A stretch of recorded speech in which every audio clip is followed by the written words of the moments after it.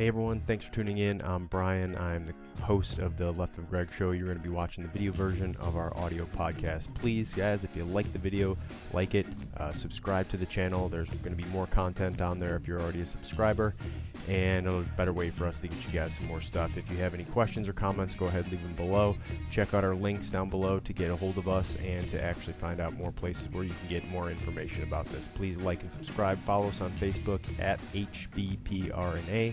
Remember, all these cases that we discuss and all the discussions that we have are through the lenses of what we call human behavior, pattern recognition, and analysis. So please like it, share it, tell your friends about it, and we hope you enjoy the show. Long gone. It's not your fault you didn't know those weren't MREs. All right. We're in, man. We are on here. We are going. So we will go ahead and get started. So Dr. Colleen Richardson, first of all, thank you so much for joining us. I really appreciate you hopping on here. For everyone just listening, we're recording this on like a Sunday evening, but I think it's a good time and place for the topic of discussion. So Colleen, I know you're chief psychology at the VA, but you got a whole bunch of other experience I'd love to jump into. But first, I just want to say thanks for coming on and joining us on here. Yeah, thanks for having me, guys. Yeah, so it'll just so everyone knows, I'll kind of start off with how you and I met. Actually, we met in Salt Lake City, Utah. My friend Tyler Bues, we called him Blue. He's a recon Marine veteran. I'd worked with him. I didn't know him in the Marine Corps, but I worked with him afterwards as an instructor at a training facility, and he committed suicide. And it was obviously, we'll get into everything that goes in with that. But then during this process, I linked up with your husband, who is his former platoon commander, who's a recon Marine as well, and a whole bunch of folks that were coming in from the funeral. And then we kind of linked up in Salt Lake City, and then we were all hanging out and talking, got to go through this. And so the first thing like I said already plenty of times, is thank you for being there, for one, because it was completely changed the experience. I think it allowed us to learn a lot while we were there, having you there. And through our discussions, I learned all about what you do.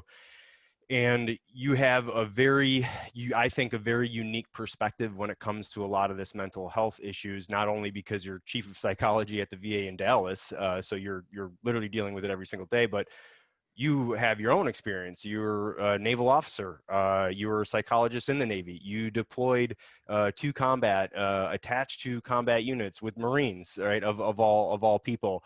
So you have that experience of, your own combat experience that you have, your own military experience. Your husband, again, is a Marine, former recon Marine, and then you're doing this. So you kind of have this, very, very unique perspective is the only way to really describe it, because you have your own things that you have to deal with while you're helping others, while you have a family, while you have a husband who's completely insane, who I love to death.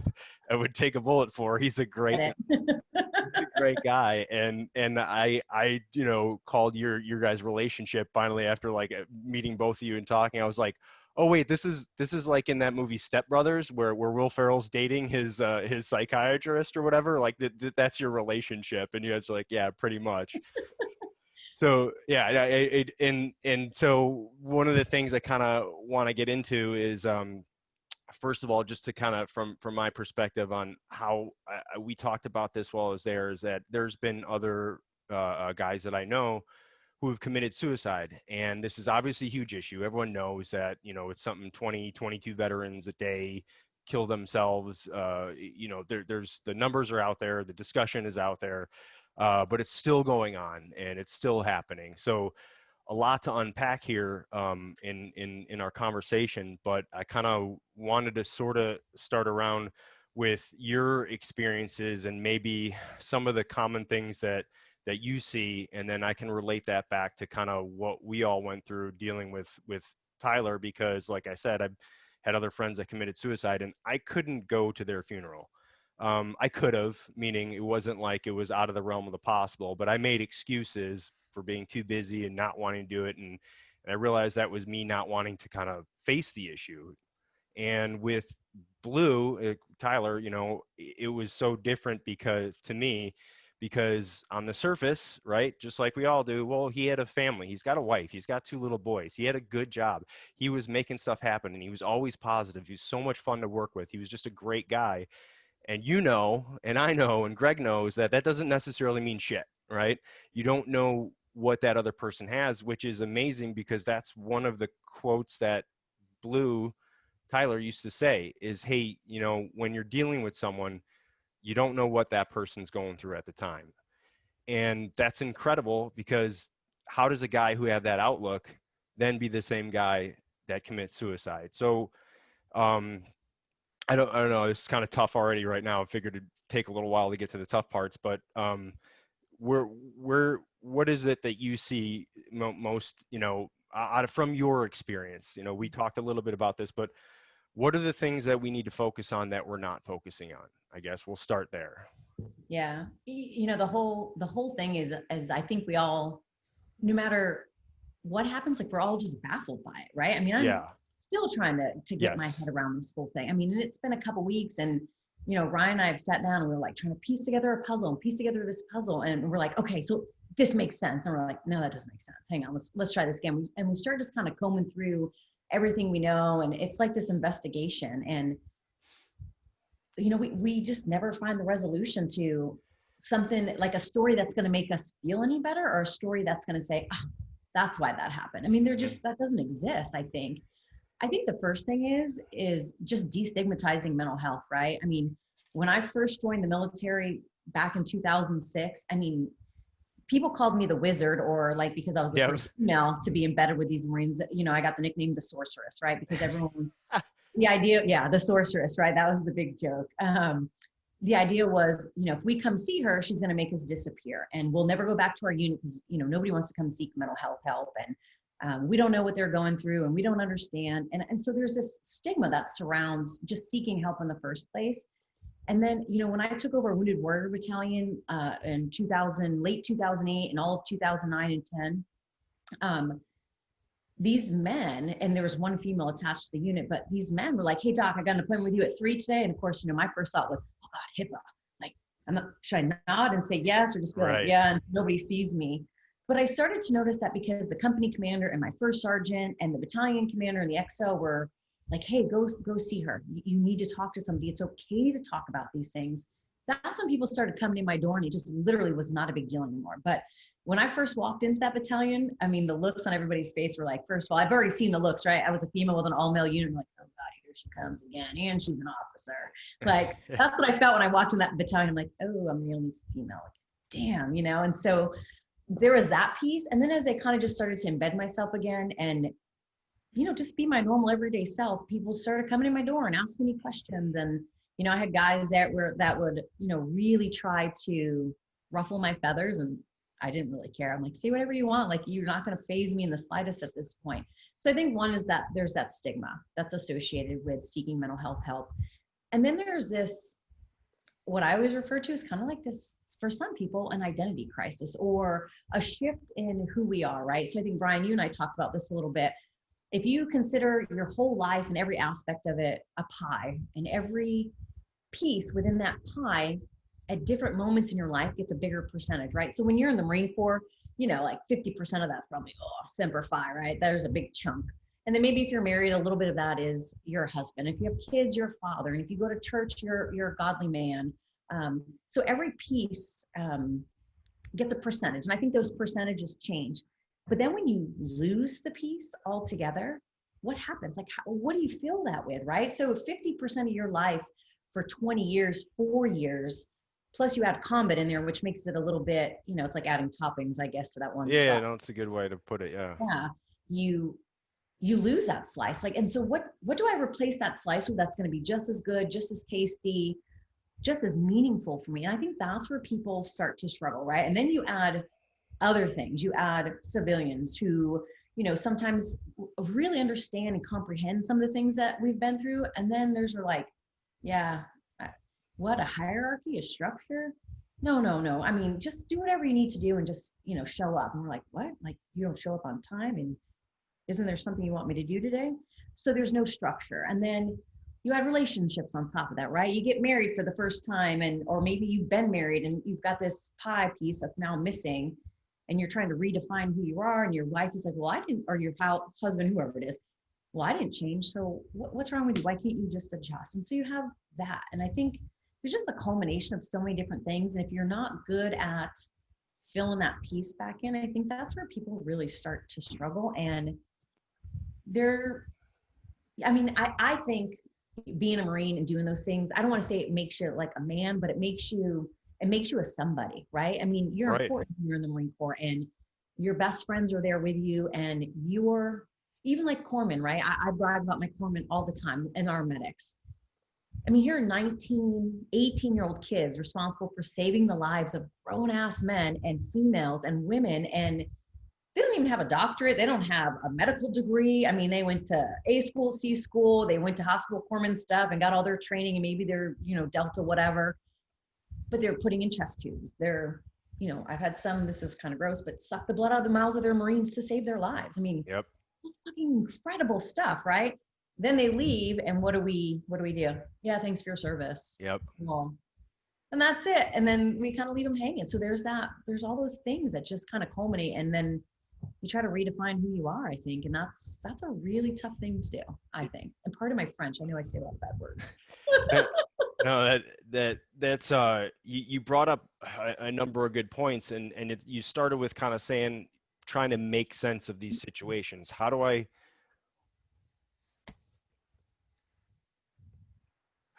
make sense of it? And sorry, it's really, really hard. You go through that range of emotions, and like it goes from anger to sadness to anger again, and all that stuff, and you just you want it to stop, you want it to help, but like you don't know how. So now you're like this angry bear with these, you're like you're like a bear with these claws, and you're batting around this little rabbit. You got to smash, you can't do that. So and since there is no factor, and we all want this moment to go, oh, it's because of this, it's because, you know what, he wasn't being medicated properly by the VA and they weren't taking care of him. Well, okay, that's kind of an oversimplification of these issues. Right. It's a huge oversimplification, and trying to find that is really, really difficult of what it is, and put our finger on it.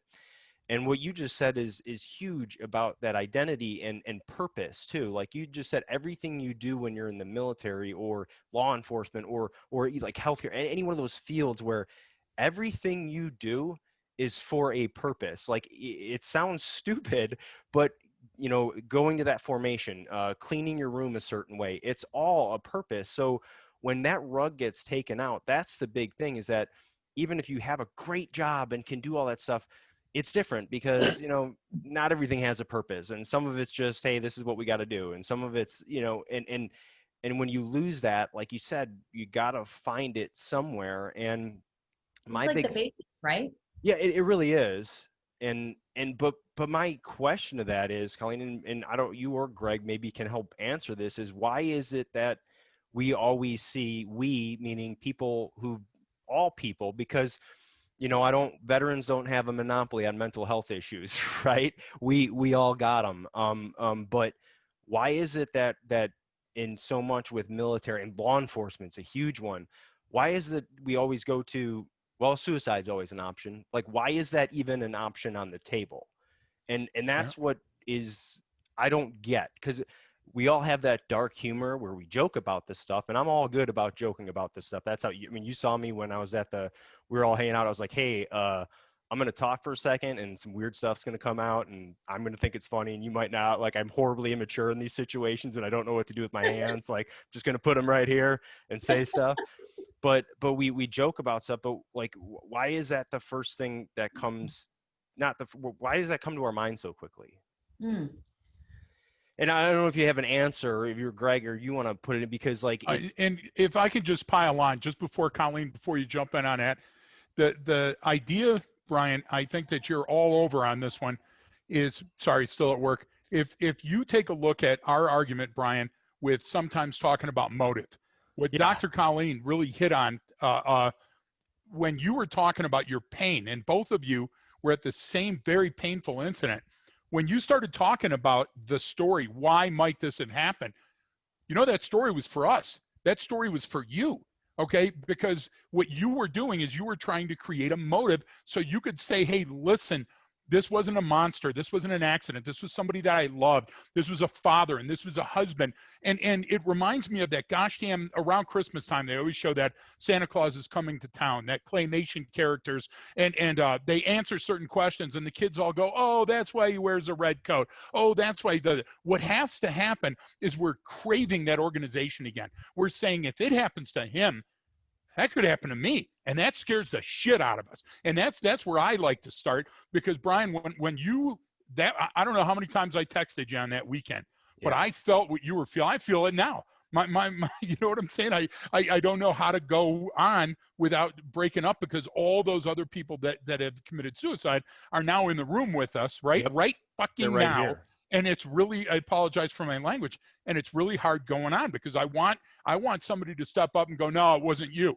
to let me off the hook. Do you get what I'm saying? Hey, you were a good enough friend. It's okay. And man, that's the toughest part for me right now, Brian. Yeah, no, and I think I even said that when I was there in Salt Lake. I said if Blue, that's why it was so scary to me, because if Blue could do it, well, fuck, so could I. Like, and then that scared the shit out of me. Like, it's. Let me ask you guys a question. So if you think about ourselves, right? Brian, I know you have a daughter. Greg, do you have any kids? Yes, ma'am. They're all your age, though. So I think about, like, there are certain things I probably won't say or do in public to my children, but I might say or do them behind closed doors, because we have that image that we present ourselves to up front, right? Like, Absolutely. everyone knows me as, you know, Dr. Richardson, and I'm so squared away. When the door shuts, I'm like a mess sometimes. Like, I'm a hot mess. And my poor husband's like, oh my God, and she's the shrink in the relationship, you know? I think there's that public self and there's that private self. And so many of us are truly afraid to share who that private self really is. So yes, Blue, and again, he's one of many, and it's, I'll never understand it no matter how many years I've done this, but what we saw up front is who we all knew him as. But what did his private self, what do all of our private selves really look like? And who are we truly honest with those feelings about, right? I mean, I think most of us would admit that, you know, suicide is something that's crossed everybody's mind. It's not that we're going to do it. That's not that we have a plan, but we think about these things because unfortunately it's an option, which, like you mentioned earlier, why is this an option? And I think Sergeant Wilkes, he had done a Facebook Live when we'd finished. I don't know if y'all had ever seen that after Tyler's funeral. And he asked the question, he goes, why? Why is this an option? People need to know this is not an option anymore. And I love that. You know, I think, you know, the VA has got this philosophy that we're trying to go to zero. And at first I was like, wow, how do we get to zero? You know, we can't control people. But I think he kind of hit the nail on the head for me when he said, it shouldn't be an option. Stop making it an option. And I think, Brian, somebody started this analogy when we were talking about Tyler and we were doing our kind of, I would say, like a little process, if you will. And it was great.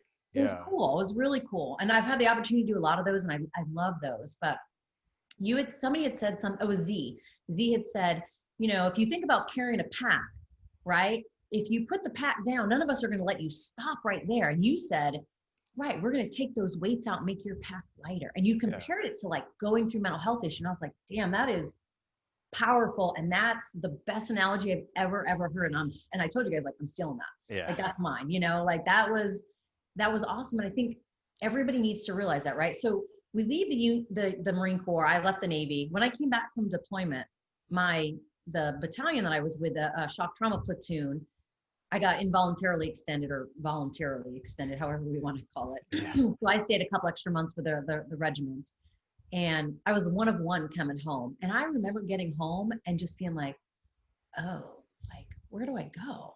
Yeah. Like, I've been with these men for a year, and man, they made me feel safe. And, you know, I knew no matter what happened, they were taking my body home regardless. But then I came home and it was just me. And my first experience was in Target. I just went in to get a stick of deodorant. And I was standing there looking at the deodorant sticks, and this guy like brushed behind me, and I went to reach for a weapon. And I'm like, oh, and I just ran. I think I just dropped the deodorant on the floor and ran out to my car and was like, oh God, I'm having it. It's one of those things. And I started to panic. And when you come home or you leave the Marine Corps and you feel like you don't have anyone to carry your pack or unload it, that's really hard to deal with. But I think we all have it. We just maybe don't want to share that my pack is too heavy, right? How many times in the Marine Corps or my husband, I've heard him tease, "Oh, that chick can't carry her own pack. She shouldn't be here." I'm like, "Oh shit, I better be able to carry my own suitcase." Like I better not ask him for help because I'm gonna get. Yeah. So we think we have to carry our own pack and our own weight, but that's fine when it's like a legit, you're humping a bag, like suck it up and hump your pack. But mental health problems are not something we should suck up and hump our packs on our own. We have to ask for help. No, that's true. And one of the things I brought up when we had this great discussion right at Blue's wake. I mean, literally in the other room, we all went in there and we kind of like, Colleen kind of led a little discussion sort of, and it was very natural and organic, and it was like really good. And I feel selfish even being like, hey, like, I'm really glad I had that experience because I'm looking at his wife and 2 boys. So that's right now, like in the back of my mind this whole time, which is making it so fucking difficult. But one of the things like we just said is that, in one of the things I brought up is like, look, you don't know when you have a problem. If we all knew when we had problems, like we would maybe it wouldn't be this bad, because because we're so used to just, oh, I can handle it, I'll do it, fucking I'll do it all day long, I don't give a shit, I can throw more weight in there, let's go baby, I can see it, like because we do that, we don't realize. And I've shared this story on here before, I told you guys about it. It's like when I had those behavioral health scientists that were like, Brian, you're completely insane. And I'm like, what? And I had to learn like, oh, maybe I'm the problem, but you don't know, because what our baseline is, because what we think of as normal is so far outside of what's clinically, when we use the term normal, we mean in a clinical sense of normal being able to, normal behavior for your environment and social norms and everything, not like, hey, you're odd or weird, but what our baseline is. And I think that's part of it. And this goes into how identity can be difficult, because then who do we identify with? Who did I always take jobs with? Who did I always go work with, even at the Marine Corps? Who was it? It was all, I've always worked for the US government for the last how long, in some form or fashion, with military veterans or something. Why? Because I feel okay there. Like that, when even though we Normal rip, there, right? yeah, you feel Yeah. normal. And even though we rip on each other and we make fun of each other constantly, and it's all, you got to be able tough to hang, like, part of that is what allows us to, I can say whatever I want and no one's going to look at me and be like, Brian, that's really strange. Like, in fact, they're probably going to try and top that. So that's part of it. And one of the things I told you that luckily I was, just trying to figure this shit out as I went along, for the last decade, right? Is I became friends with people who had normal, healthy relationships that had nothing to do with the military. They had so it took me out of my comfort zone. But the thing is, we always talk about, hey, let's get comfortable being uncomfortable. We learn that in the military. We have a training to where you have to go through rigorous training. Well, I look at it no differently. Like, well, if you're going to apply it there, you have to apply it to everything. And I don't know if that kind of helps or makes sense, or how guys do that and deal with that identity issue. Well, one thing. Yeah, sorry. No, Brian, and listen, this I'm is like cathartic. rambling No, incoherent you're not, though. speech. No, you're making all the sense in the world, because So, you're hurting, man, and it's coming out. And this is the place that it needs to come out. I want you to think about our own evolution as humans. Take a look at how big our visual field is now. So the problem that exists with that physiologically is we also see ourselves on a grander scale. And we're such egotists, and we have such a fragile ecosystem. We now put ourselves in an environment, right? And this fragile Fabergé egg that we built around us, and then we've got to go back and tell our husband or our wife or our kids that we didn't get that contract. We've got to go back and we've got to tell them, hey, we've got to take that flight to that shitty hotel, Brian, to do that contract just to pay the light bills because things aren't going well. And now with COVID, it's the deployment that never ends. And again, we don't process it equally because our visual field is such so much larger that since we've evolved, that now that even though I turn off the lights in my room and I've got blackout curtains to try to sleep and I try to make it 20 degrees cooler inside, I close my eyes and I still see everybody. I still see the potato farm with the dog grabbing the intestines and dragging it down the road, and the, you know, hear the screams and the gunshots and all that other stuff. So Brian, we don't get that break, and you don't get that break. So what do? Remember what we say when we're on the road, Brian? Push those emotions down deeper. Stuff it down with the brown. Pass me that bourbon and let's stuff it down with the brown. So we know that's the worst possible thing to do. One, we're with a co-conspirator who also becomes, right, a co-patient. They call it an enabler. Yeah. You see what I'm saying? So the downward spiral is coming. 9 Inch Nails is like the background. Yeah. Every time I'm walking around, I'm hearing Reznor playing in the background. That's not healthy. Yeah. So there's a couple things. So one, I want to address something that you mentioned earlier, Brian. I'm going to get to that in a second. So first of all, I think you have to realize that it's honest to God, like it's okay not to be okay. It's okay. Mm-hmm. You're not going to be the Brian or the Colleen or the Greg or whoever that existed again prior to the military. You're just not. That guy is not coming back. Just like if that guy got in a horrible car wreck when he was 17 years old, he's not going to be the same guy after that car wreck. Things are going to change. And I think we have to be okay with that and realize this is that identity piece, right? So I was a college athlete. I know, hard to believe you met me and saw how tall I am. I was a college basketball player. Yeah, I thought you made making that up when you told me that, because you're like, she's like, I gotta Google this chick. She's like 5'2". Yeah. No, I was a legit college basketball player. But when I left college, I mean, that's who I'd been since I was 11 years old. Yeah. Loved, I mean, all over the country playing basketball. This was who I identified with. I was Colleen, the basketball player, and you know, like 2% of me was like, oh, okay, I have to study so I can have a good enough grade so I can, you know, go to college. But when college ended, I was like, oh, shoot, doctorate, that sounds great. Let me just jump right into grad school. I mean, I had no plan for my life, but it's a small comparison to what we experienced in the military, but it's still this identity, right? And so then I had to redefine who I was at 21 years of age, and then went to grad school and had to redefine myself again when I joined the military. And then I found the old Colleen, right? The Colleen, the basketball player who had a really potty mouth back then. And my mom was thrilled when I became a sailor because it all made sense to her at that point. You already had the vocabulary for it. I was like, I thought it was because we were Catholic. No? Okay.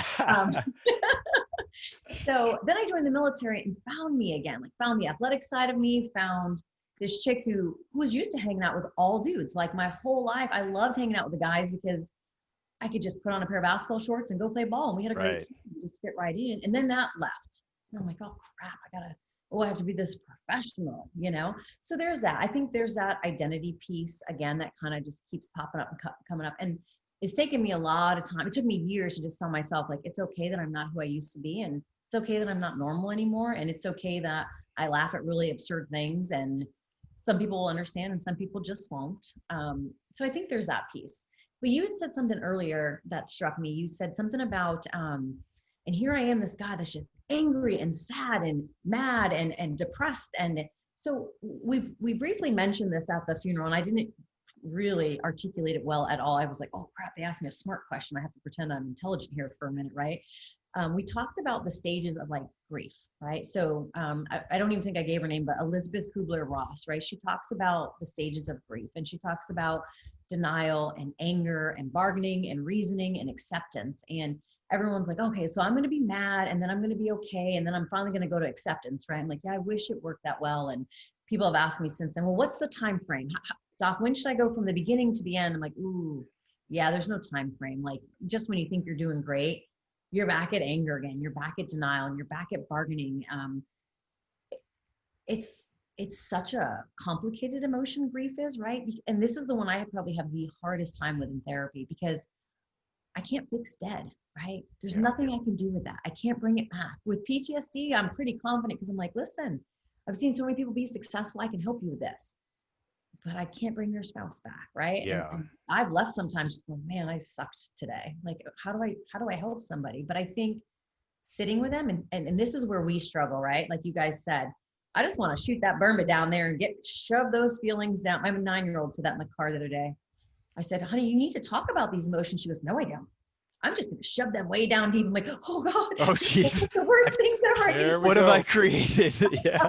My husband and I are like, oh crap, you know? Yeah. And I think that's because think about how conducive that is to a combat environment, right? Yeah. If we're out on a patrol and bad shit happens and I'm sitting here crying over you and I've got 3 other people I have to triage still, No, I've got to turn those emotions off, and I get really good at it. And after a while, when they start to creep in at all the weird opportunities in my life, like, somebody in TV, you see the little Zoloft commercial or whatever, and the rain starts coming from the cloud. I'm like, oh my God, yeah. I'm like, what the hell am I crying over this shit, And then the big stuff, like I've had 10 suicides from patients, from Marines, from friends. And I just kind of sit there now. I'm like, oh crap, when will this hit me? What will this come out like? Right. I mean, we've gotten so good at turning it off to take care of everybody else and not to feel it ourselves so we can keep functioning. It's not a good thing, No, and it's hard to communicate it too. Greg and I always put everything back to training, right? And we always say training changes behaviors, and everything you learn in the military. I mean, literally, there's more training built in than people even realize. Like, there's some of the things that you do, you don't know why you're doing it, but it's done because someone in the past learned to do it that way and said, hey, we have to do this every single way this time, right? So it's a constant training environment. So you always have these tools available to you to use for different situations, and we don't ever get training in this. And when this specifically happened, when I found out about Blue, it was on like a Thursday night. I didn't get it till like Friday morning or something when I woke up, and it was like, hey, Blue died. Like, and everyone's getting tech going back and forth, like, wait, what happened? Like, and it was like, no, like he killed himself. And we're like, you got to be fucking kidding me. And I wanted to put my hand through every fucking wall in this office right here, just extremely angry. Here's the thing. That Saturday, we already had a little staycation planned at a hotel down in downtown San Diego, because my wife has not been out hardly at all during COVID, where I've still been traveling. So I take it for granted. So we'd take her and the little one. We're just going to, because they have a pool with deck that we can go out. It's open.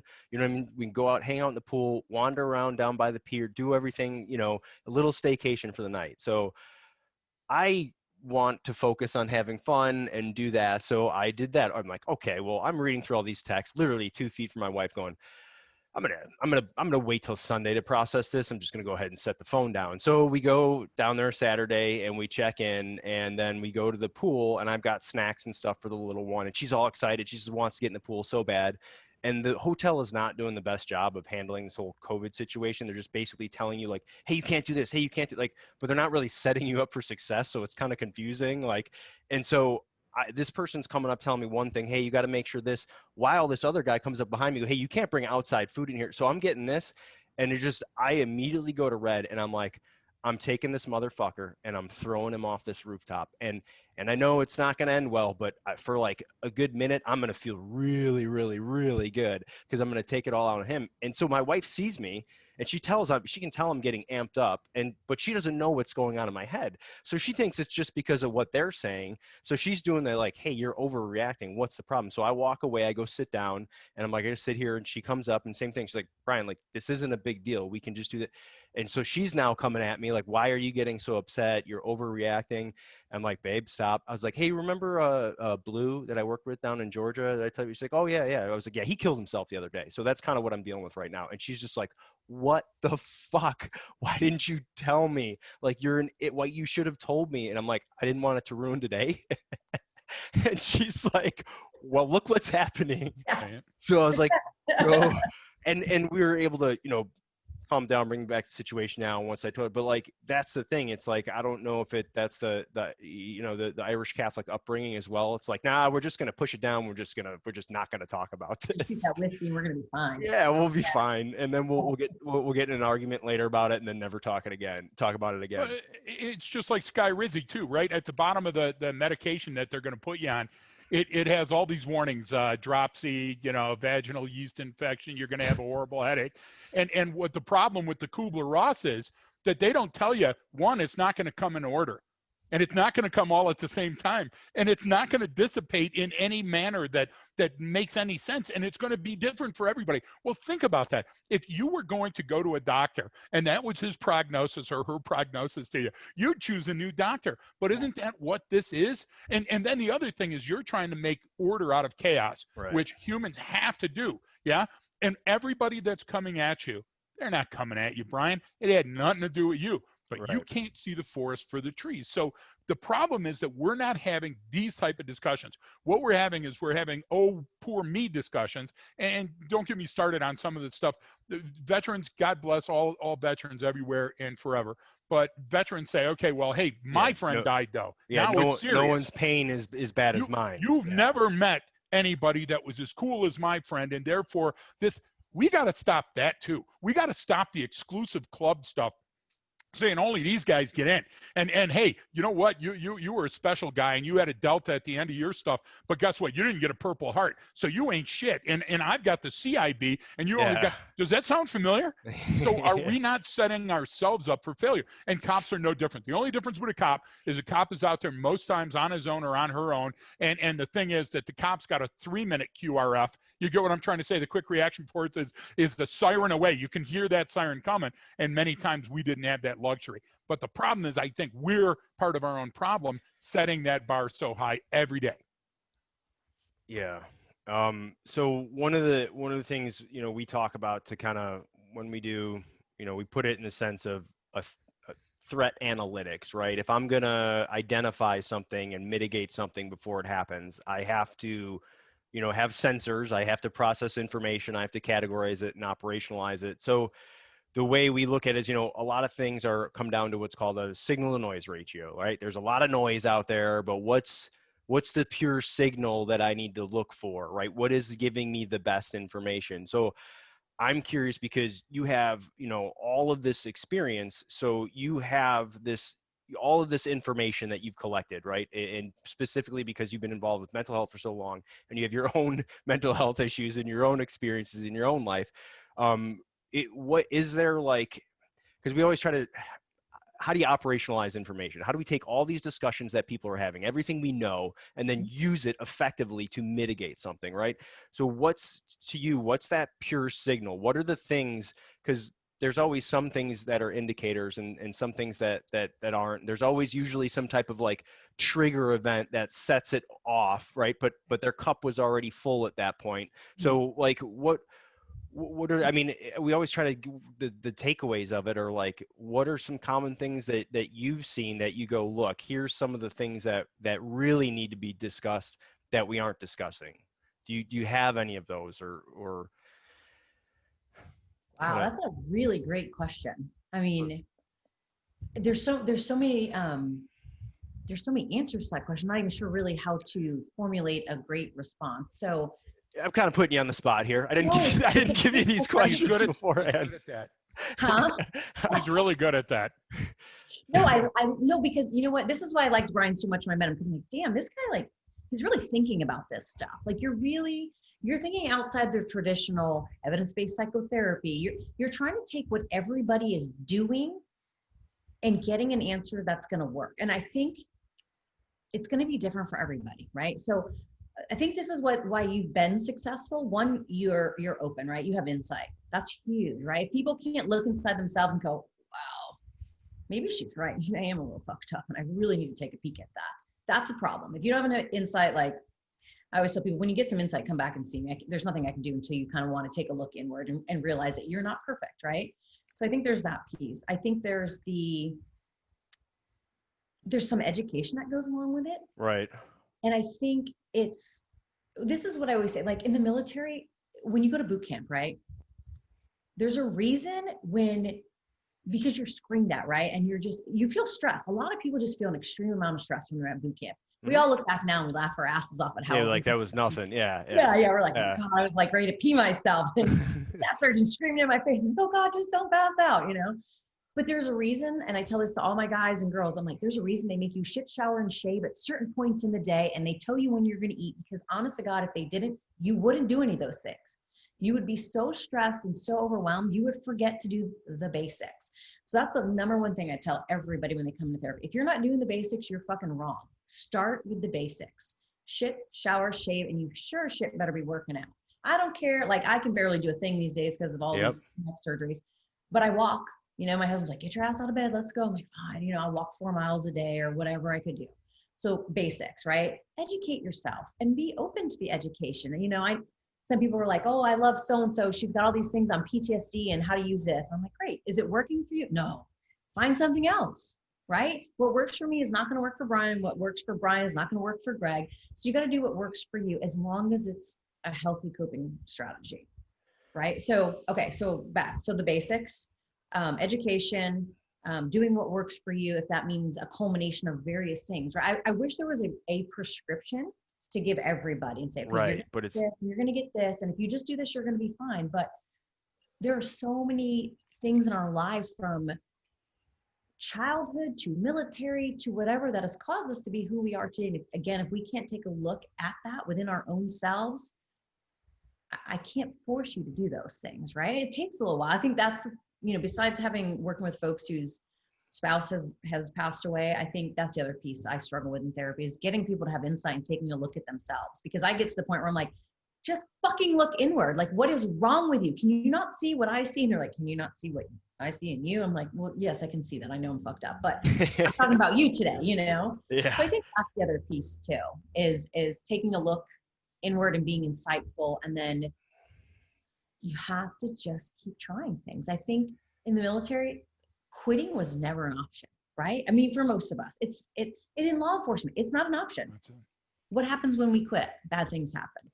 So why do we think that we should quit now?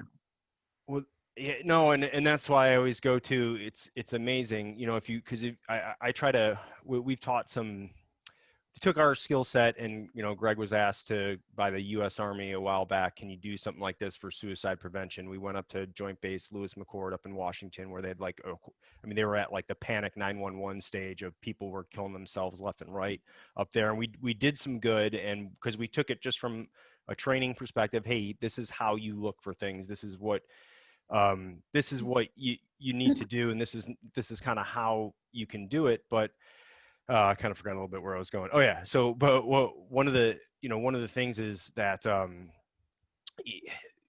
looking at each other like that and looking at yourselves, right? It's an external and an internal skill set. So you have to kind of put that mirror up sometimes and figure out, what is it that I'm doing? And the problem is, just like you said, is everyone wants that prescription of, here's what you need to do. And this is bad and this is good. But it's kind of it's just a gray area, like, all right, alcohol is not good for you. Becoming dependent on alcohol is really, really bad for you. But if a bunch of guys can have a glass of bourbon together, and that allows them to open up and talk about some of the things that they otherwise wouldn't, then why is that a bad thing? But the problem is, we then get, it's like the same folks, or there's a lot of people who are doing different, testing different therapies with psychedelics and stuff like that. And they go, and when I finally get to them and ask them about it, I'm like, well, that experience allowed them to open up, but that's not what they got the benefit from. They got the benefit from continuing on with this program that they had. So just back to what you said, this is an everyday thing. So if I can work on something just a little bit, and people talk about the stigma of talking about it. When I talk about mental health, it's no different than when I talk about your physical health or your food, your nutrition. What are you eating? What are you ingesting? Okay. What are you doing for a workout? What are you doing for your mental health? It's the same, and they all feed into each other. So you can have that positive feedback loop of all of them working together to kind of get it. So it's not one thing, but that makes things really complicated, right? We, like you just said, me making sense of Blues thing was like, what the fuck? Like, what in the, like, I kept saying, I must have said what the fuck 1,000 times that day when I found out, because it was just like, what is it? And I'm sitting there knowing, Brian, it's not one thing. Like, I'm telling myself, like, there is no one answer. There is no one thing. But when we make sense of it that way, it becomes oversimplified. I mean, and I get it. And one of the things that Blue's dad said at the service was, it's like, it's no different than being shot in combat. He was shot in combat, but it just took him 10 years to bleed out. And that was really, really powerful. And I know why he said that and what he was doing. He was justifying for his own religious beliefs of that, because his son committed suicide, and that went against their religion. And that's horrible that he even feels the need to do that. I mean, really, like, why? Like, you don't have to do that. Like, he was hurting. His ruck was too heavy. He couldn't carry it, and he collapsed on the weight of it. And that's what happened. And so these are complicated issues, but I always try to go, well, we're good at solving hard problems. I love trying to solve hard problems. It's one of the funnest things in the world to do. So how do we solve the problem? And I don't know where, I didn't really have a point to all that. I was just bringing up some of the issues that come up during these times when we're trying to sense make and problem solve. How do I figure it out? And Brian, go ahead. I'm sorry, Doc, go ahead, please. So I was thinking about, Brian, when you said, like, I talk to people about mental health problems, like I talk to them about nutrition. Okay. Mm-hmm. Rewind a few years when you first did that and people were like, whoa. Yeah. Well, yeah, I'm going to change the topic on you right now. I'm like, I'm so used to being like, oh, Ryan's like, I like going places with you because you can just talk to everybody. I'm like, I know, I feel like I'm doing a clinical interview sometimes. I'm like, oh, and I don't mean to, I love to talk to people about, like, hey, tell me about your family. So you're married? Cool. Like, where do you guys live? And I know a lot of people at first were like, are you going to stalk me on Facebook or something? Yeah. Well, and I know sometimes my husband's like, yeah, that's just what she does. I'm like, oh, so I think it's so second nature to us. And that's what I want other people to be too. I want people to, want it to be second nature that, I mean, how many of us just sit down like, oh yeah, I put on 30 pounds since I got out of the Marine Corps, and we talk about how fat we are, this, that. It's just second nature. We don't even think anything of it. But the second we start saying about, man, I've been so depressed lately. Like, I'm just struggling. I'm struggling to get out of bed. I'm struggling to shower. Nobody wants to talk about that. They start getting real uncomfortable. Yeah. Right? We have to have uncomfortable conversations in order to get people in the front door. And I think what we're seeing is a majority of veterans who are committing suicide. Now, this is not the case with Blue, but haven't even come in our front door yet. And those are the men and women for me that I'm like, please, like, come see us. Come, let us help you, And if you find one therapist and you're just not happy, you genuinely give it a go and it's not working out, get another one. Don't ever make that your excuse. Oh, I didn't like her. I didn't like him and it didn't go well. Find another one, right? I mean, don't just stop there. You have to keep pushing. And it's easy. I get it. It's easier said than done. I mean, there's a lot of times we all want to just be like, I'm done. Like, I can't do another second of feeling like this. I think that there's that hopeless piece. That's what I think gets people, is they feel like there's no hope left. And that just breaks my heart. I think one of the things we have to acknowledge is that a lot of coppers, a lot of first responders, a lot of ER folks, a lot of military people had problems before they got into the military, before they got into their job, and this exacerbated it. It's a good point. So that's one thing, okay? Yeah. And guess what? We can't know some of that, and that hurts sometimes. I think the second thing that I'll go back to, life doesn't come with warning labels. I can get warning labels on any kind of drug, and it says when these things, my throat starts getting restricted, this, that, and the other. The symptoms of suicide are so vast that when they ask us, well, just give me 3. I can give you 3, but it's going to be 3,000 and then 3 million, because everybody's so different. And you know what? Again, back to the ego. If you guys remember the film, I'm sorry, I'm a film buff. There was that Albert Brooks film, Defending Your Life. And they go to the Past Lives Pavilion. You remember that? Yeah. Well, nobody wants to go to the Past Lives Pavilion and be Albert Brooks, because he was just a tribesman that got eaten by a lion. And the female next to him on one side was Joan of Arc, and the person on the left was, saving lives. And so nobody wants to acknowledge the fact that sometimes we're not that guy. We're not that Jason Bourne, because we're kind of built to be, and we're built up to be. And then all of a sudden we had this amazing life that was given to us, whether it was a stressful incident as a cop, or having the baby in the back seat, or saving a life in combat, or just living through combat. And all of a sudden we come back, and now things are what they call normal. And it's not normal. We're still craving that. We're still looking for those electrochemical neurotransmitters in our lives. And sometimes we associate in bad ways, Brian. Sometimes, Doc, we're cross-addicted and codependent. We're still out there racing against the fear, trying to get the adrenal cortex pumping. And then we want to take a little too much alcohol, and then we don't want to tell war stories, but we do, So sometimes I'm just saying we're our own worst enemies, and we have to acknowledge that. 100% agree. Yep. Yeah. And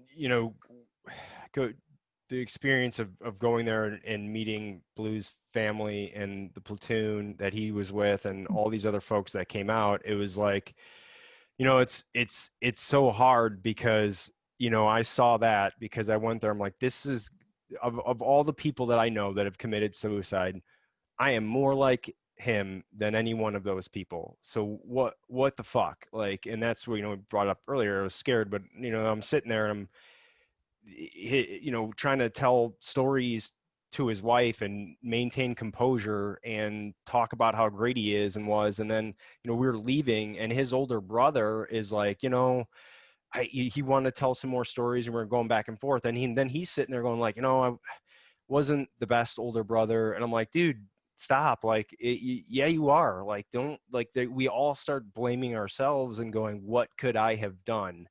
And that's really, really, really hard, because like I always say it, like, no one can kick my ass like I can. There's not a person in this world who's going to be harder on me than me. Well, I also know how to use that as for good, right? I know how to do that. But you sit there and go, well, why didn't I see something? I was just texting with him 2 weeks ago. Why didn't I see how he was doing, other than just, it was kind of, he was asking for people out here and he was looking for guys that he had some job for, and we were, the normal shit talking back and forth on text messages. But why didn't I just say, hey brother, like, are you handling everything good? Are you good? We want to talk for a couple of minutes. I didn't know to do that. So now I start blaming myself, like, oh, I could have done something about this. And I know that I couldn't, but it's still that helpless feeling. So I kind of wanted to get, your opinion, because like I said at the beginning, you have such a unique perspective on this stuff from all of your experiences. So I always like to get, whenever we have a guest on or someone talking about, especially something mental health related, is what do you do, Colleen? Like, what is your things that you do to cope with this? Because you're carrying a bigger ruck than anyone I know. And I like 100% think you're an amazing, amazing person for what you do. You have your own struggles and issues that you have to deal with. And even though you have that, and your family and your kids and your insane husband, who's like a grown man child, you're still going in and helping other veterans. And how do you do that? Like, how are you able to do that? Well, honestly, some days I do it well and some days I suck. I mean, I mean, you know me, I'm just too honest. Like some days I struggle, like I really struggle, and I have to sit down with Brian and tell him like I'm super depressed, like I'm not doing okay. And I have to be very honest with him. I think helping people though, like what happened with Tyler and being able to be around all of you, it gave me a sense of purpose. I mean, that is what makes me go. I mean, knowing that maybe that day I said one thing or two things that touched the lives of somebody, they were to go, all right, you know what? That shrink's okay. If Yeah. she's okay, maybe there's another one out there that's kind of like her, and I'm gonna go do it now. I try to do me. I do a horrible job of doing me, really, because I have 3 girls, and I want to be super mom, and I want to be super doc, and I want to be super wife, and I want to be fit, and I want all these things. Like I want my pie to be so full that I can't handle it anymore. And that's my problem, is I overdo it. I have to be the best at everything. And that sucks. It's a really, like you said, I'm really good at kicking my own ass. I need nobody's help in that department at all. Yeah. But honestly, like it's the basics. I have to, if I am not in bed by like 10, shame on me. Like that's kind of me kicking my own ass. Like get your ass to bed, get your butt up at 5 o'clock in the morning, go for your walk, and don't eat like shit, Colleen, because when you eat like shit, I feel like shit, right? Like I literally am what I eat. And I think the other thing is I have to learn, like relationships are important to me. They're huge. They're who I am. And if my relationship with my husband is not going well, I'm not doing okay either. So that's a big, I know that for me, right? And so we've gone to like 8 million marriage seminars in our life. Yeah. And every time there's an opportunity to go to one, we're like, oh, sign up. Let's learn something else about ourselves. And, we laugh. He's like, you hear in pink and I speak in blue. And I'm like, yeah, and I just can't decode whatever the hell it is you're saying, So we've laughed about that for years, but he's learned like I need words of affirmation and I need quality time, right? And I've learned that I'm a very alpha female. I know, shocking, right? But I have to respect him as the man and the husband in my life, that I have to make sure that he realizes how important he is to me. And so when he feels that, I get what I need and he gets what he needs, and I'm happy, right? Because now I'm super mom and I'm looking like I'm a great wife, and I'm going to work every day. And I hope to God, like I'm changing what I need to change to make healthcare better for our veterans, specifically mental health, and taking care of our providers so that they can take care of my guys and my girls. But I have to do the basics. I have to take my own advice that I give to everybody else. As far as like processing all the stuff that I've seen and done over the years, I've really sucked at that part because I'm almost afraid to tell people, because the people I talk to are the people that are already traumatized. And so if I start, I'll never forget, I shared one story with my husband 8 years ago.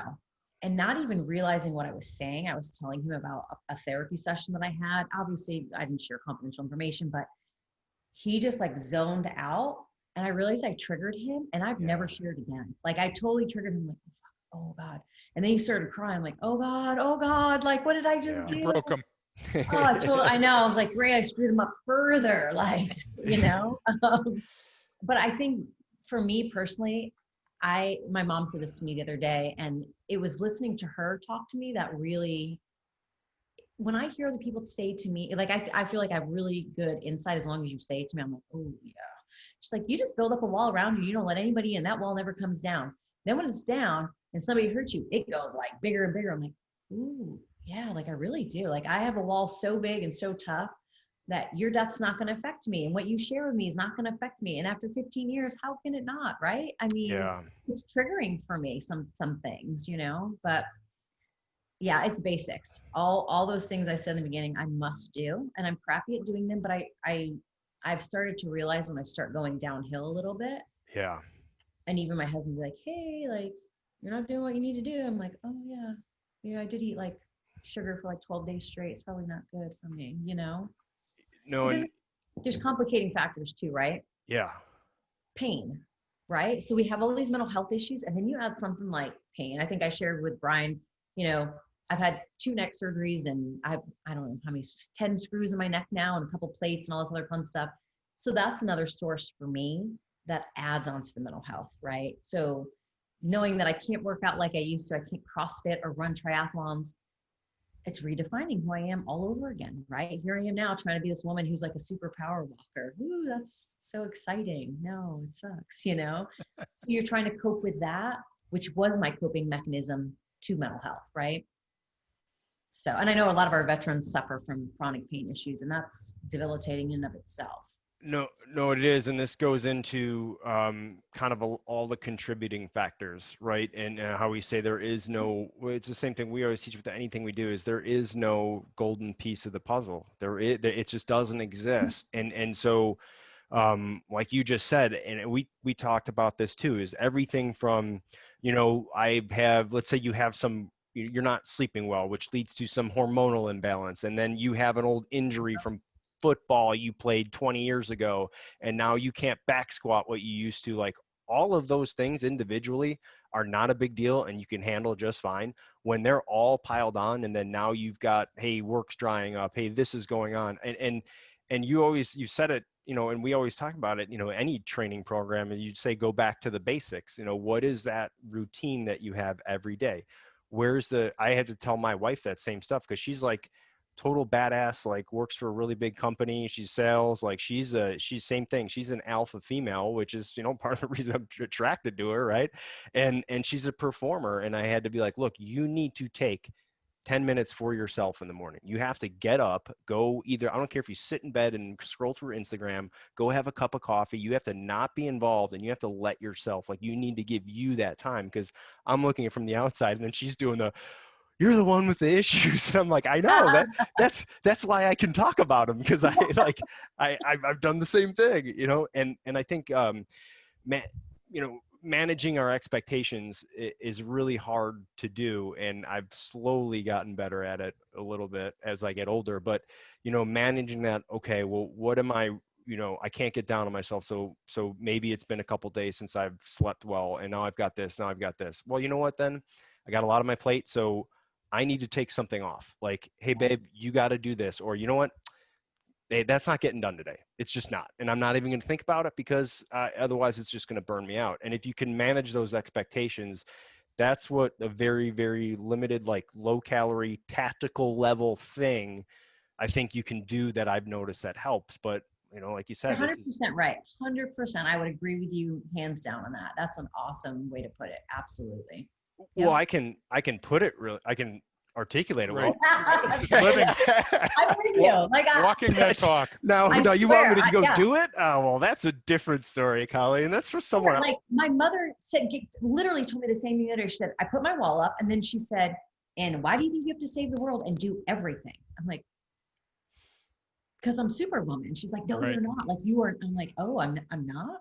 And my husband's sitting there like, I'm like, fuck, damn you people. Like, But I think those conversations are helpful, right? I mean, they're just helpful to hear. People give you, I don't know, I don't get feedback often. I'm usually the one giving it. So to hear it is kind of refreshing.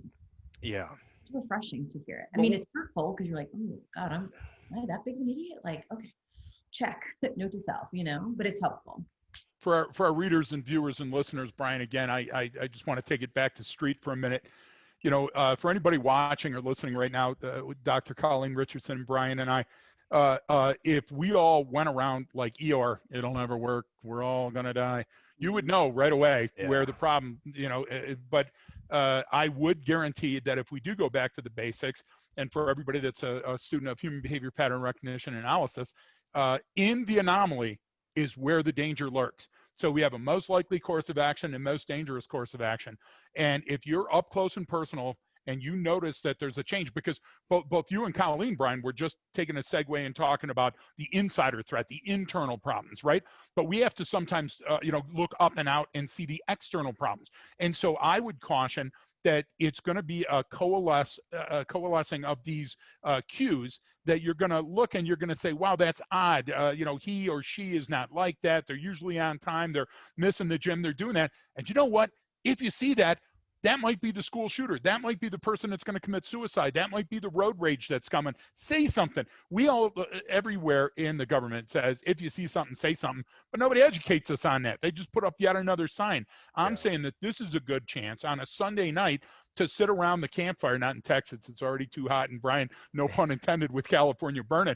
But for our readers and listeners and observers and watchers at home, do something about it. If you see somebody and you think that they're at risk, you got to say something, because if you don't, it's going to be too late and we're going to have another one of these discussions. And then somebody's going to do a challenge to bring attention to something that, you know, 22 people dying a day from this one issue, there's plenty of attention. It's just we're not moving the dial. We need to move the dial. We need to save a life here and there. You know, I think the other thing is too, don't be afraid. I mean, talking about suicide doesn't make somebody suicidal. Right. You know, I think that's the other thing too, is people are kind of, well, I mean, he'd probably laugh if I asked him that. Well, so what? Let him laugh. Let him laugh. Yeah. But ask, you know, and if you don't know what to ask or you don't know what to say, at least know where to go, right? I don't know everything, either do you guys, but I sure as hell will know somebody who knows where to go to get it, right? The Marine Corps is a very small place too. And if we, you know, if I don't know somebody who knows Brian, he's going to know somebody who's going to know the answer to my question or my problem. And that's really how the world operates. Somebody's going to know it. We just got to find the right person who does. But I think we need to start discussing it more, and it's got to be destigmatized in a lot of ways too. The VA did a great thing, Colleen. The VA did a great thing. I'm in Gunnison now, where there's only 6,000 people. It's in the middle of nowhere.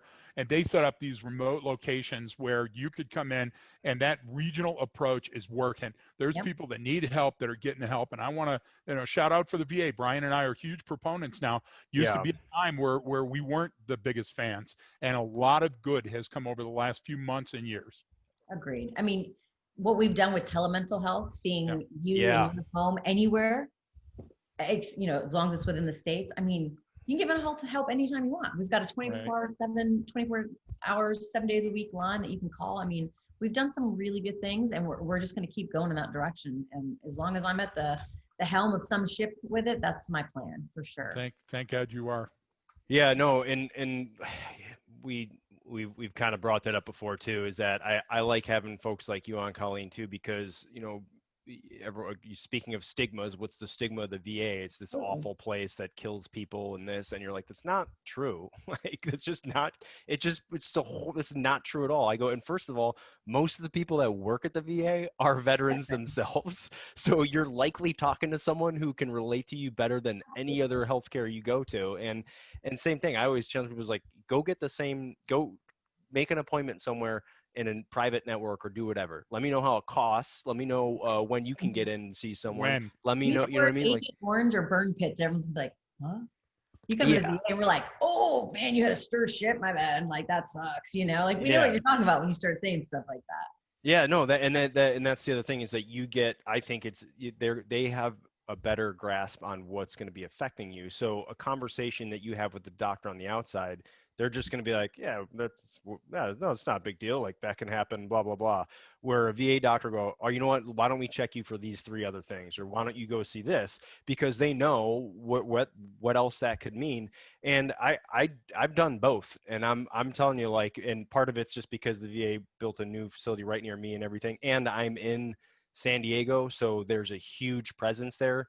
Mhm. Obviously, in those bigger areas, you usually get better care, but that's no different in private side either, right?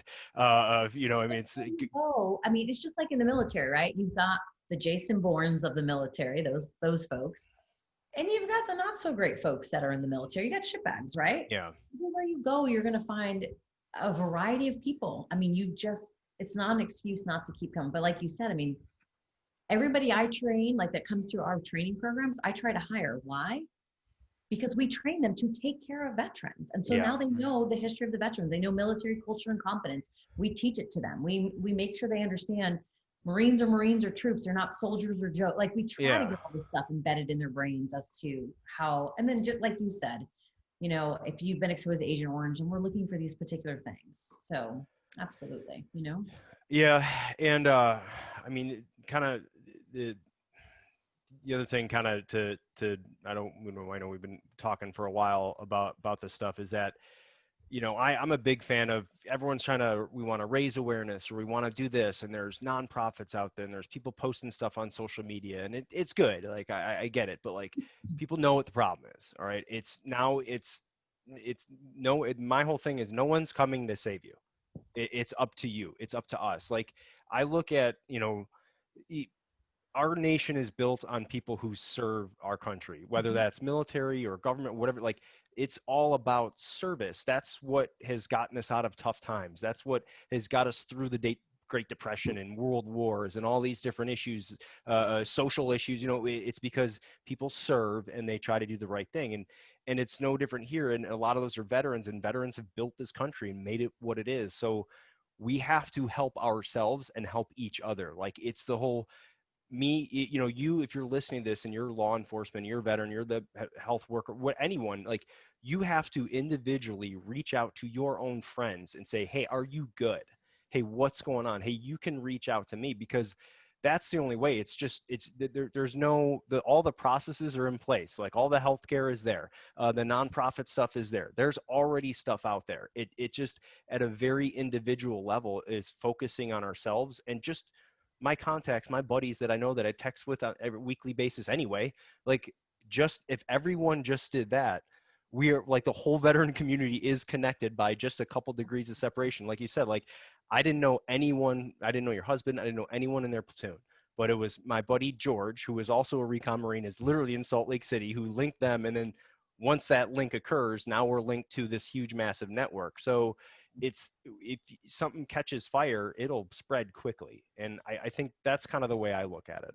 And I love this idea of reunions. Like I love Yeah. this idea of getting folks together. I think the only problem we run into is like people like me, like where do we go? Where do us healthcare people go? Right. So Yeah. we're a little bit more complicated. So that's the piece in my brain I have to think of how to solve something like that. But Ryan and a couple of his buddies started a nonprofit. It's 100% nonprofit. It's called CARE, Combat Arms Reunion Experience. And the idea was to raise money and put together reunions, and kind of, you know, not coming in there as a psychologist, but coming in there and starting this dialogue of, hey, how's everybody really doing? Kind of like what we did at Tyler's funeral, and just Yeah.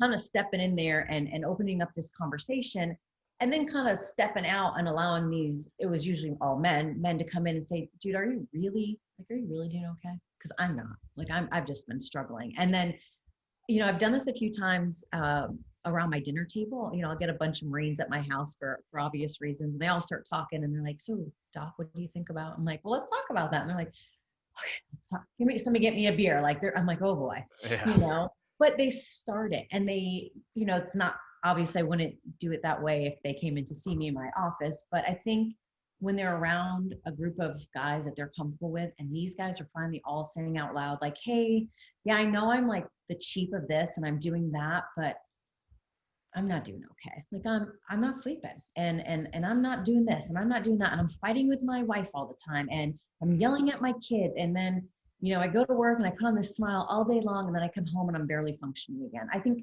those reunions and listening to their buddies realize that they're not okay.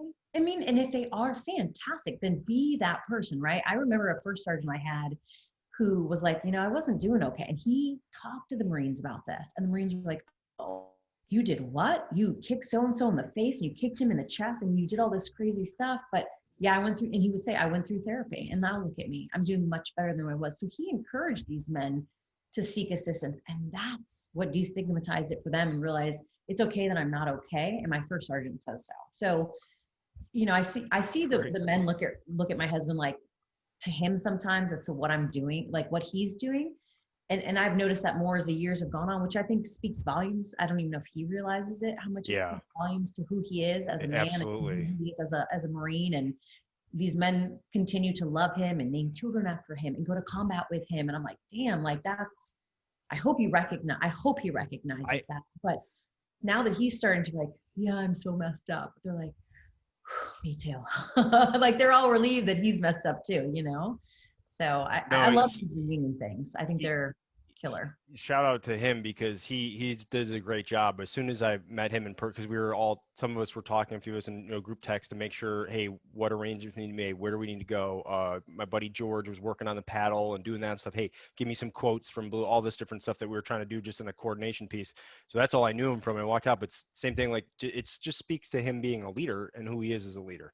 And it was very clear that all the men in the platoon respected the shit out of him, but he was a very gracious person. I knew no one in this room, and I walk in, and he was like, yeah, sit down, man. And it's like we were talking, like it was almost like we had served together. And that's the beauty of when you get these groups of people that have all gone through the same stuff. You can become instant friends, or sometimes instant enemies, but that's the thing. That's why I didn't know Blue that well, but when we work together, you just click instantly, and then you're in that moment, like he's your brother. Like it's not I'll do anything for them, because we've had shared experiences, and so we speak the same language, so it allows those conversations to occur and occur sort of naturally, I guess. And Doc, one thing that I've noticed is over our last year in-person training, pre and during COVID, training days, people don't understand how much real training takes out of you. It's like running a marathon, and so at the end of the training day, nobody wants to go home. Why? Because they're still searching. They still want to learn something. So Brian and I added a component called the town hall. And the town hall is that Brian and I are going to run, and we're going to go to the bathroom, wash our face, and hydrate real quick. And we're going to come back up here, and we're going to have a group therapy fellowship, whatever you want to do. And then that goes, and then in the hallway, and then in the moment, and Brian and I have to go, I got to go potty, and we got to run out. But it's wonderful. It's wonderful because people are talking. When you're in those groups, they're more apt to bring up something. They're more apt to lay it out on the table. And it's not war stories. 25, 35 years ago, 40 years ago when I started, it was war stories. Kid, you don't know what you're talking about. I'll tell you this. And we got to the point where we said, okay, you got to have a beginning, middle, and an end to your war story. And it has to come with a moral, and if not, then save it. Because we don't have time for that. And I'm so much happier that it is getting better. Those numbers are still shocking, and we're not there yet, but it is getting a little better, incrementally. What's interesting too, when you said that, it made me think of what would happen at the end of those trainings. And then even at the end of Tyler's funeral and that whole being together for 3 or 4 days. And it made, when you were talking earlier, Brian, I saw you getting emotional, made me think of, God, we don't ever talk about as much what happens after those things, right?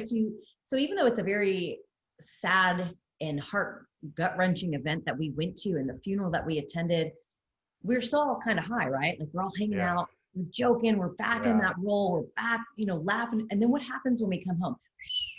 Yep. Right? It's like coming back from deployment and you're like an N1 going, oh, okay. So, you almost feel depressed because there's nowhere to go really from that, but down. And so I wonder if that occurs sometimes with your trainings, and that your town hall actually allows that not to occur for you guys, because you are slowly taking them down. Yeah. From that high of, oh my God, I'm learning so much. This is awesome, awesome, awesome, awesome, awesome. Oh, the training's over. Shit, what do I do with all this stuff now, right? But you guys kind of bring them down. And I think that's something that we didn't really talk about as much, is I remember touching on it, like what's going to happen next week. We just Yes. talked about like denial, anger, and all that stuff, but we never said, be prepared to hit the shit when you get home. Like you're going to hit the bottom of the barrel. It's going to Right. suck and you're going to have to sit in those feelings for a few days, but I promise you'll start coming back up again, you know? No, and There's that warning label. There's that warning label. it's spot on. It's tying it then to that action. And I know it was great having my good friend George Briones was there, and he was like, as a recon Marine, didn't know anyone involved in this and was there the whole time and could help facilitate. So it's like became this naturally amazing kind of experience. But that was the whole thing at the end, was like, look, like it's not just what's happening right now, you know, because George's whole point is like, we get together for the wrong reasons. Like we can't have reunions at fucking funerals. Like we need to be having these, you know, every few months. We need to be getting together, and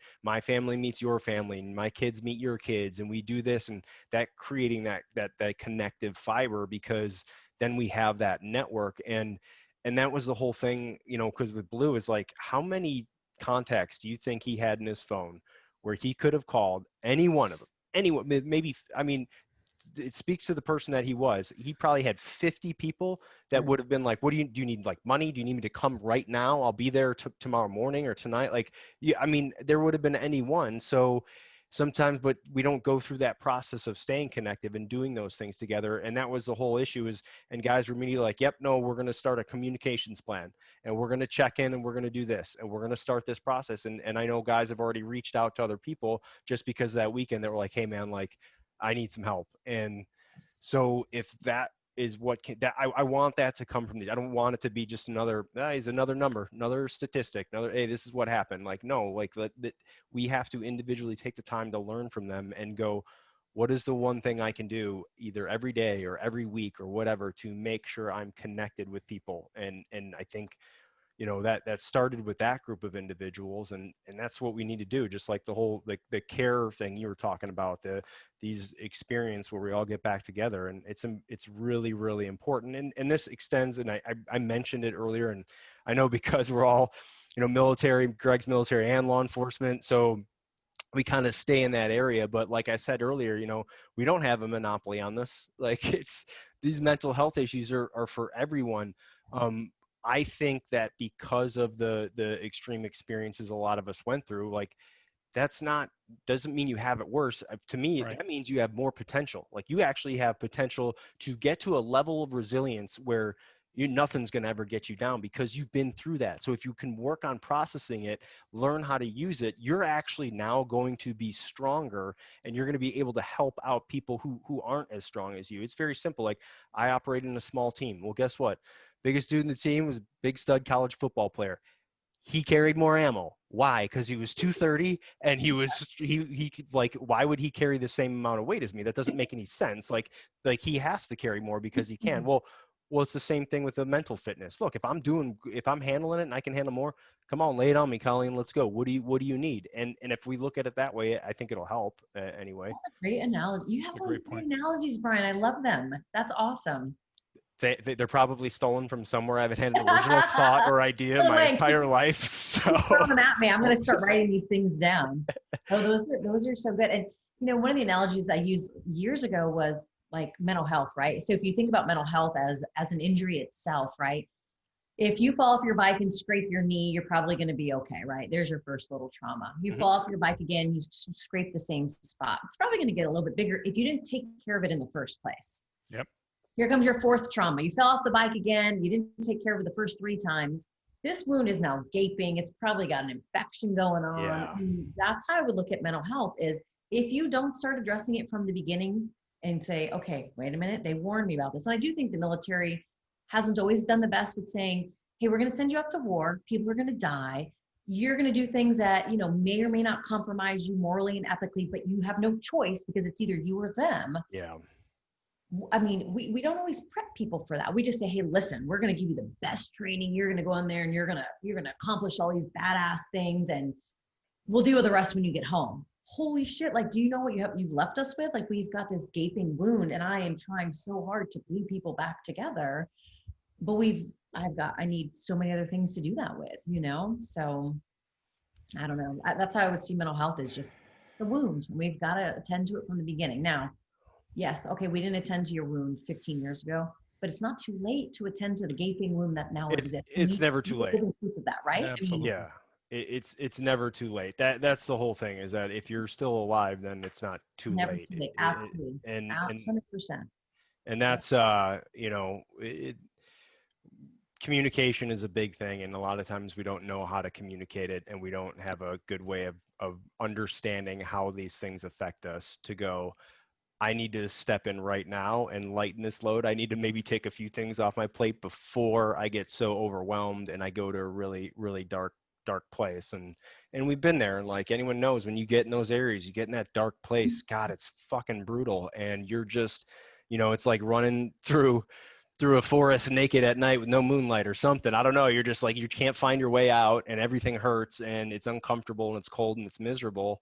And if you don't have that light at the end of the tunnel, like that's hard. So you got to do it before you get to that dark place. And that, I don't know, that's always difficult for everyone to do.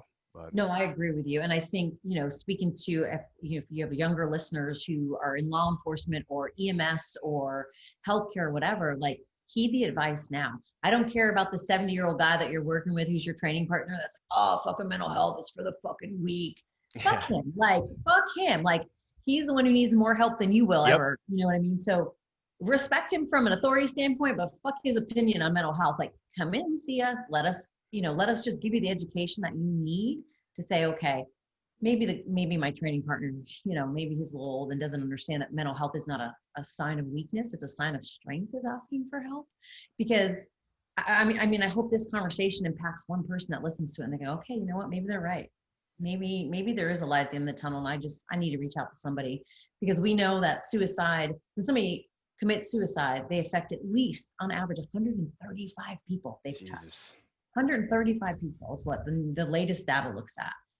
Can you imagine affecting, I didn't even know I had 135 friends, but apparently yeah. I hurt myself. I've affected 135 people. That's a lot of freaking people, No, and one of the things that I can't remember, I think it was George who said it maybe when we were there, is like, imagine if Blue could watch a video of everything everyone said about him.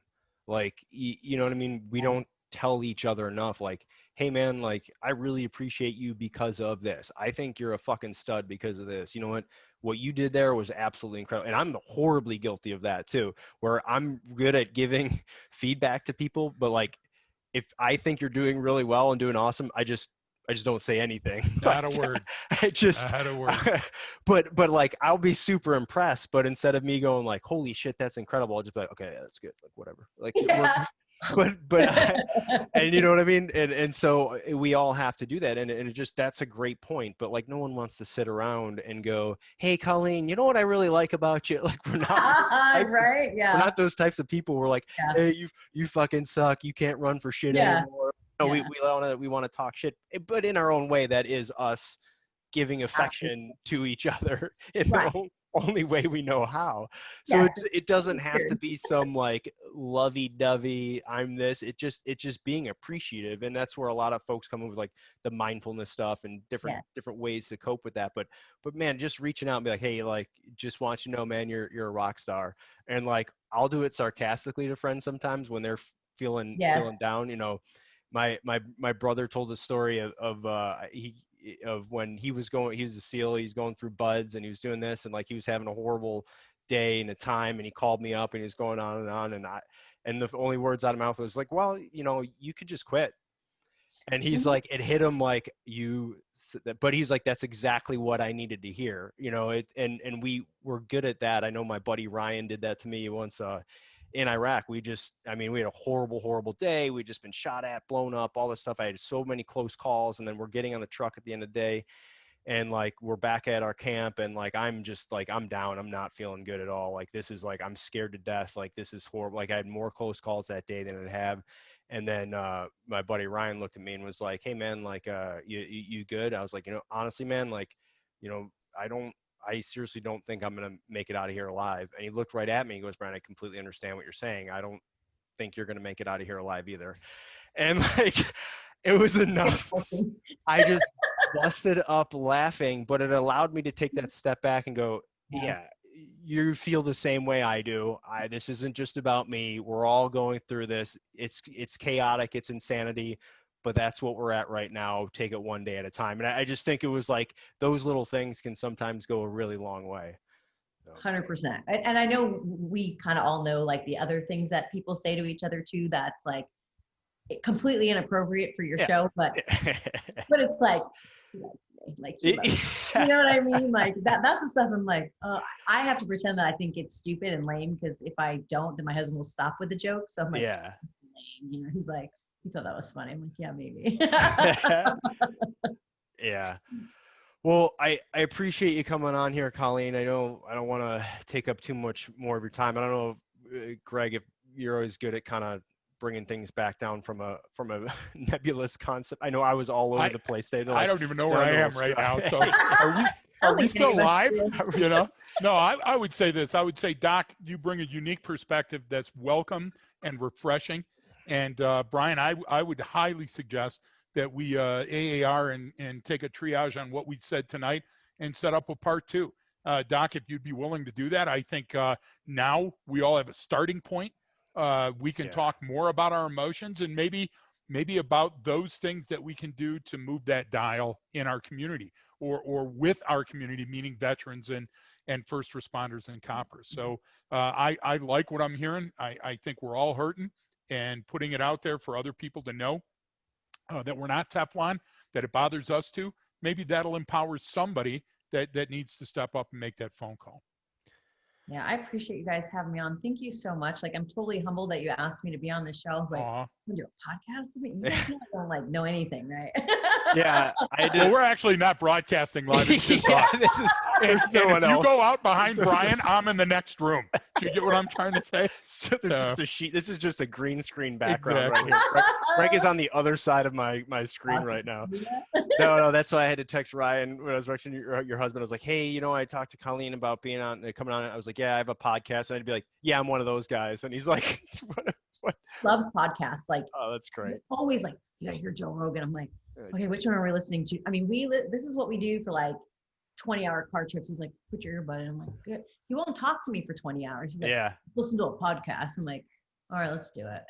Yeah, no, that's such a guy thing to do. It's like when I want to explain something to my wife, I'm just, hey, listen to this conversation. Yeah. What'd you think? What'd you think? It's like, but is it something that like I've said to him a million times, like, hey, you should think about that? He's like, hey, well, Kyle told me I should listen to this podcast. I'm like, well, that's what I've been fucking telling you for like a year now. Yeah. I know, but the podcast said it better. I'm like, whatever. Yep. I like the way they said it. Exactly. Yeah. He's like, did you hear what they said? I'm like, yeah, I heard it. Like, I'm pretty sure I've said that a million times. It helps to hear it from you guys though. And again, I really and from you Doc. Well, I appreciate that. Thank you.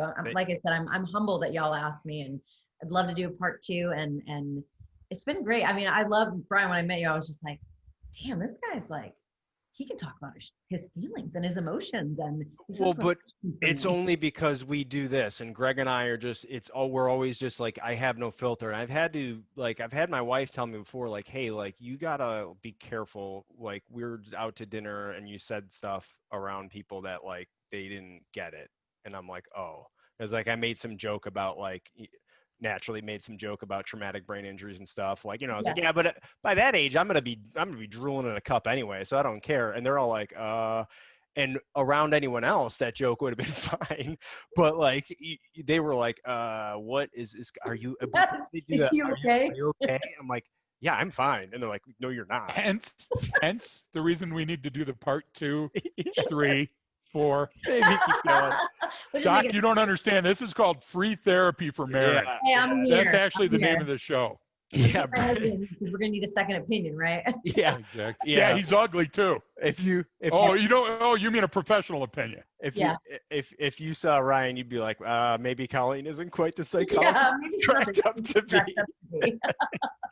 So he probably agreed, but yeah. Well, I appreciate you coming on, Colleen, and of course I appreciate everything that you do. And I think, you know, the more we talk about the stuff, at least internally, maybe like you said, someone will hear it and go, fuck, you know what? There's other idiots out there like me too. I'm good. Like sometimes that's enough. Just knowing like, oh shit, I'm not in this alone. Everyone's just as screwed up as me. Yeah. That alone makes you go, it takes that pressure off, right? You get so Not unique. yeah, yeah, I mean, seriously, like somebody said that to me. They're like, "You're not unique." yeah, I'm like, you're not the only one going through this. I'm like, yeah, oh, yeah, good point. yeah. Like that was helpful to hear. Your pain is not any worse than anyone else's. Nope. So and that's it's good. That's good to And know if it that. is, contact us, right? I Yeah. mean, that's what we're here for. Amen. All right. Well, thanks again, Yeah, Colleen. Really anytime. appreciate it. And I always end it with everyone out there. Don't forget that training changes behavior. Thanks, guys.